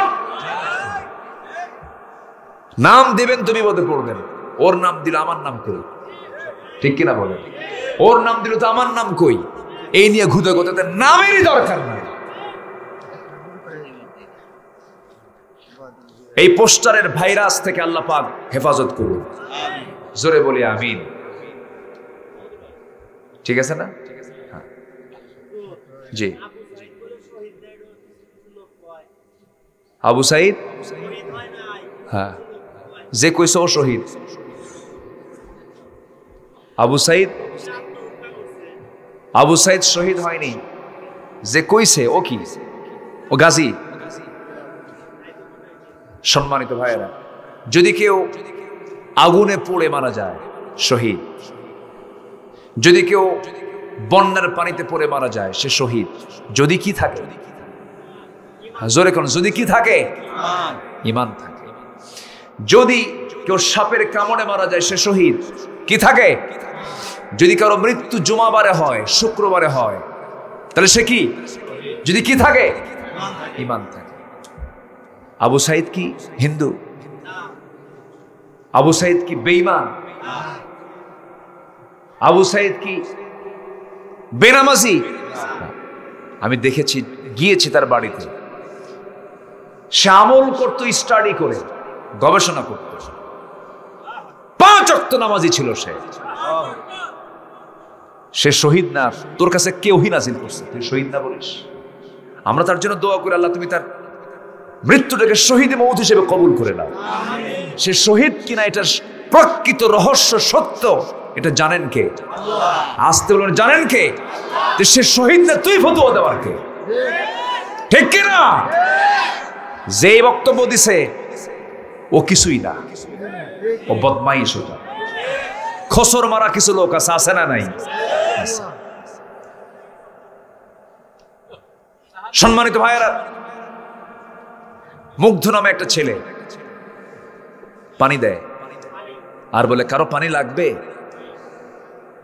কারো পানির প্রয়োজন আছে, এই যে পানি নিয়ে এসেছি, পানি খাও, পানি পান করো। মানবতা কাকে বলে? আমি কোরআন আমি স্টাডি করেছি যতটুকু, এলেম শূন্য, আমি তেমন এলেম নাই আমার, ভাঙ্গা ছিল যতটুকু স্টাডি করেছি। কোরআনে কারীম পড়ে আমি যতটুকু বুঝতে পেরেছি, ইসলামের যত শ্রেষ্ঠ কাজ আছে, একটা মানুষের জীবনের যত শ্রেষ্ঠ আমল আছে, এর মধ্যে শ্রেষ্ঠ আমল হলো যে মানুষ মানুষের উপকার করে, যে মানুষ মানুষের কল্যাণ করে। একটা জাতিকে জুলুম থেকে, জুলুম শাহী থেকে, জুলুমতন্ত্র থেকে বাঁচানোর জন্য যে দুহাত বিছিয়ে দিয়ে বুকের তাজা প্রাণ ঢেলে দিতে পারে, তার ব্যাপারে যারা বাজে মন্তব্য করবে, ওর ঈমান আছে কিনা সন্দেহ।